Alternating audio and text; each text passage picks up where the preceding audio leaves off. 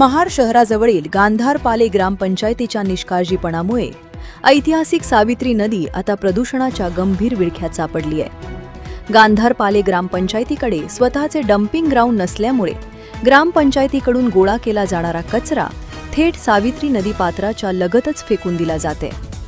गांधारपाले bridge ते केभुर्ली service रोडवर उघड्यावर टाकल्या जाणाऱ्या या कचऱ्यामुळे सावित्री नदी मोठ्या प्रमाणावर प्रदूषित होत आहे। या जलप्रदूषणाचा थेट फटका सावित्री नदीतील मासे आणि मगरींना बसत असून त्यांच्या जैवविविधतेवर आणि पैदासीवर गंभीर परिणाम झालाय। एवढेच नाही तर महाड नगर परिषदेच्या हद्दीत येणाऱ्या या रस्त्यावरून ये जा करणाऱ्या केंभुर्ली ग्रामस्थ आणि शालेय विद्यार्थ्यांना दररोज या दुर्गंधीचा नाहक त्रास सहन करावा लागत आहे। रात्रीच्या आणि पहाटेच्या अंधारात हा कचरा छुप्या पद्धतीने नदीकाठी टाकला जात असल्याचा आरोप स्थानिक नागरिक करत आहेत। हा रस्ता महाड नगर परिषदेच्या अखत्यारीत असतानाही विनापरवाना कचरा टाकणाऱ्या गांधारपाले ग्रामपंचायतीवर नगरपालिकेकडून कोणतीही कारवाई करण्यात आलेली नाही।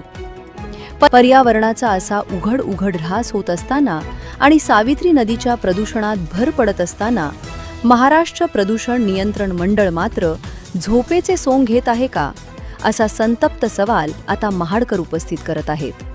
आता तरी महाड नगर परिषद आणि प्रदूषण नियंत्रण मंडळ या बेकायदेशीर कचऱ्याच्या समस्येवर कारवाई करणार की सावित्री नदीला असंच प्रदूषणाच्या गर्तेत ढकलणार, हे पाहणं महत्त्वाचं ठरेल। जनोदयकरिता मिलिंद माने, महाड।